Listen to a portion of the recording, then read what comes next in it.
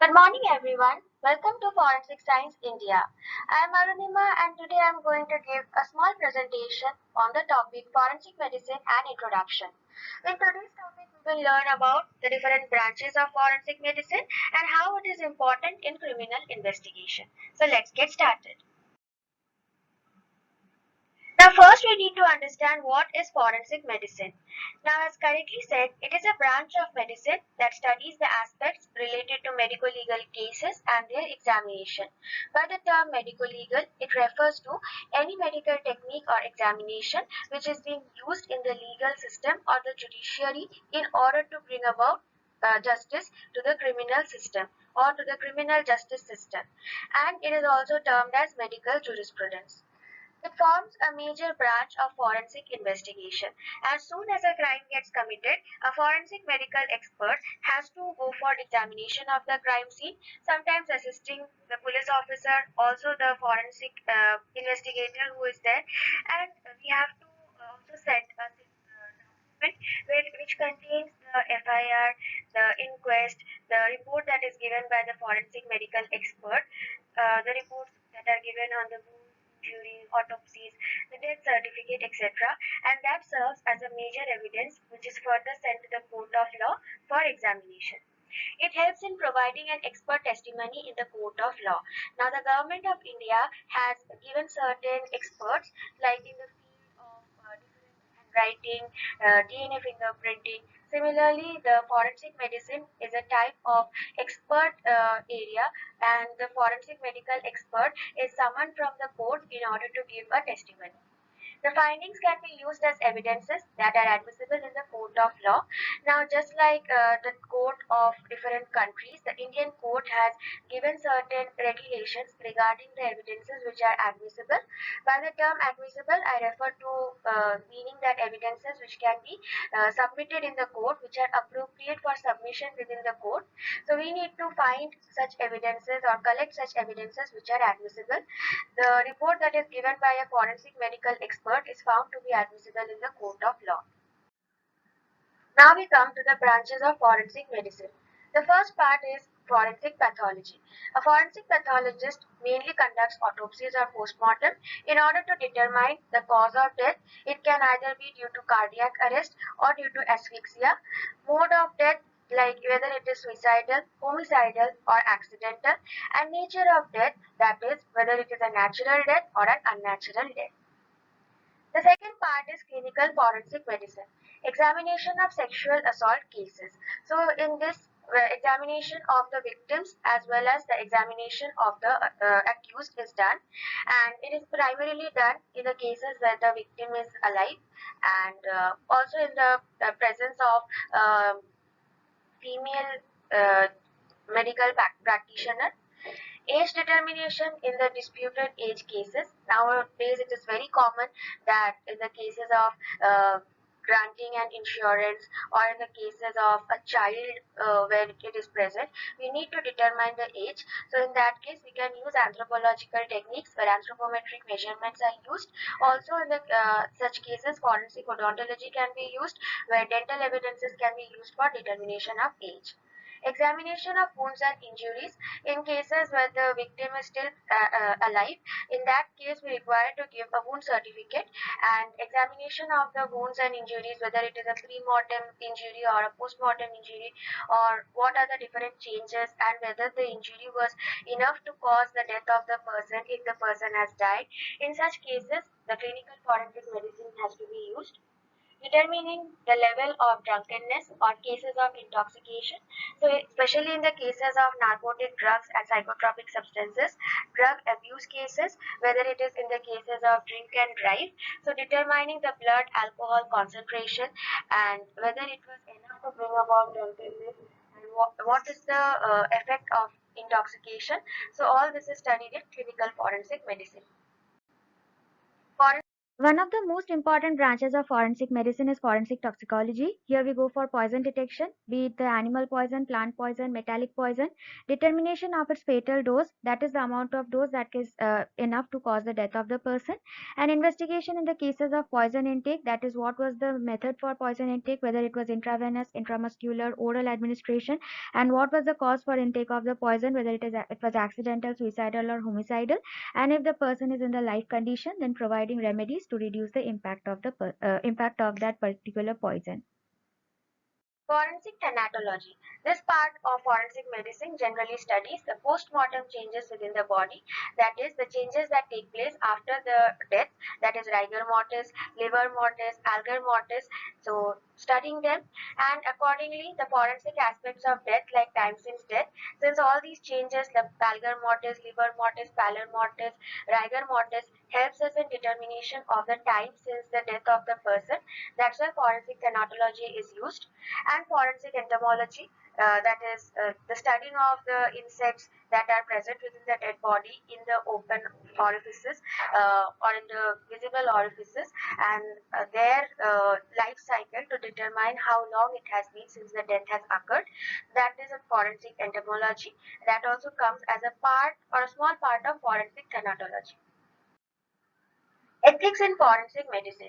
Now, ethics, like in every other field of science or every other field of medicine, is very important in forensic medicine. So, it studies with the ethical aspects of forensic investigation. Now, we need to keep in mind we cannot take up any unethical practices. For example, handling of the dead with respect. We cannot treat the dead body as something that cannot be given respect. We have to have our ethics in that.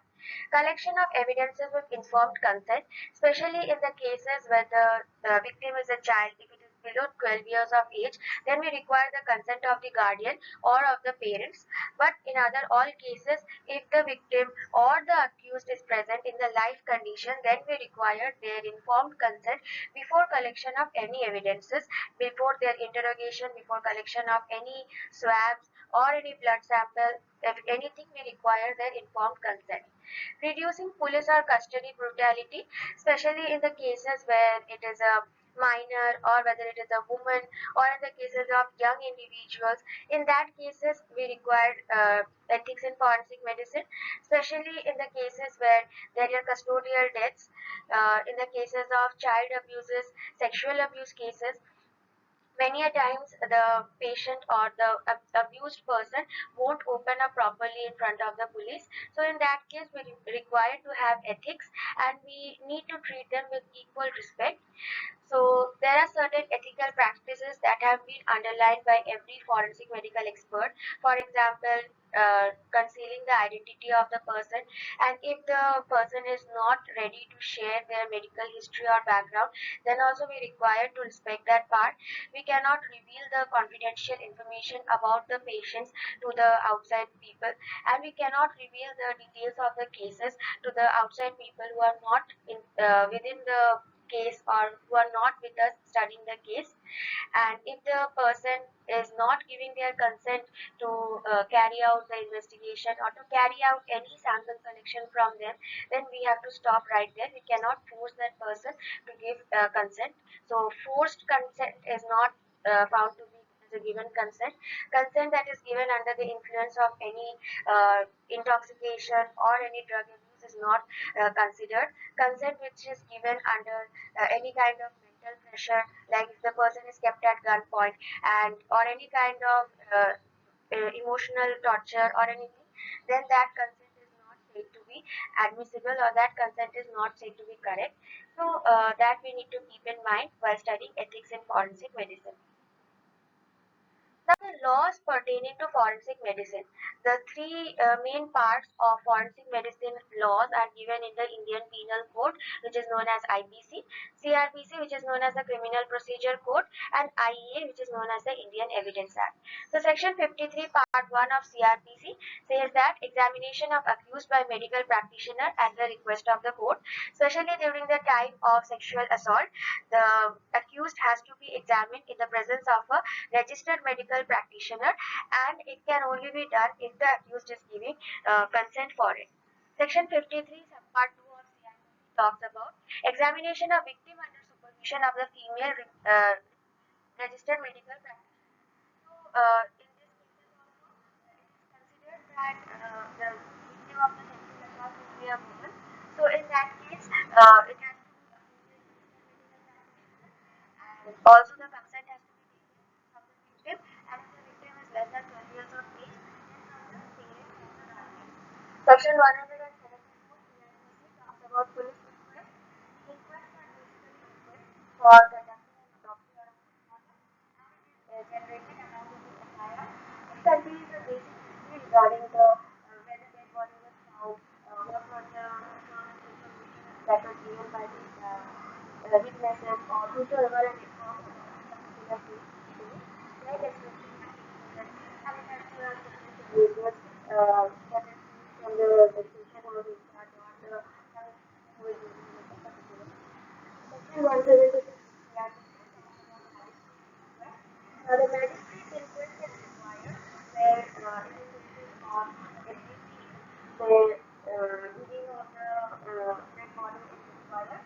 Secondly, in the cases of dowry death, in the cases of custodial death, in the cases of child sexual abuse. So, in the sensitive cases, magistrate inquest is required over police inquest. Section 45 of the Indian Evidence Act talks about expert opinion. Now, as I had already said, that is report that the forensic medical expert is considered to be an expert opinion. So, an expert opinion basically says about the opinion that can be given on certain topics in which the person is an expert to. It can either be analytic, relational opinion, or any kind of investigation analysis, anything.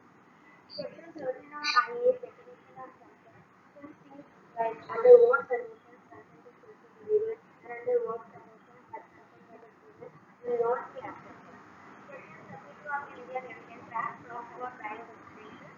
It states that the direct examination can be collected by the giving certain specification that can be collected by the doctor who is in charge, the doctor, and sometimes in the outer country it can be done in the presence of the lawyer, and no other person in India, no other person is allowed to see the place where the direct examination is given apart from the victim and the doctor who is recording the direct examination and has to take a signature or and the doctor has to sign.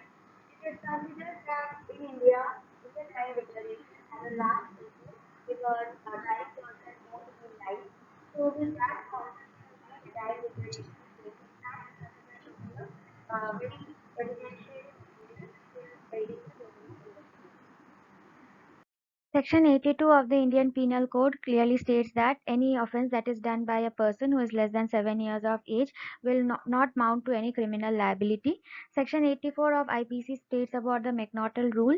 If any person is able to show that they are mentally insane or mentally unsound, then they will be excused from that particular offence. Section 90 of IPC, it states that if a victim is less than 12 years of age, especially in the case of sexual assault, then the consent of the parent or the guardian has to be taken before collection of any evidences.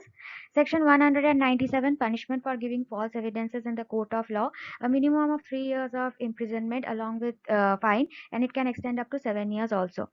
Section 201 of IPC, punishment for disappearance of evidences. So starting from the first investigation report, coming to the medical expert, to the forensic lab, till the admission of the evidences in the court, maintenance of chain of custody is important. If the chain of custody is broken at any point, then such case won't be accepted in the court of law.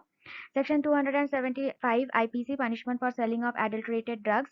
There are similar punishment for offences like selling of any poison or toxic substances, creating certain toxic or poisonous environment, knowing that it can be responsible for the cause of death of a person or for causing certain bodily injury to the person. So this is a small case study which is also known as the Tandoor murder case. Naina Sahani, a resident of New Delhi, was shot dead by her husband Sushil Sahani on suspecting an extramarital affair, and later he tried to dispose of the body by burning it in a tandoor. A tandoor is also known as a clay oven in a restaurant.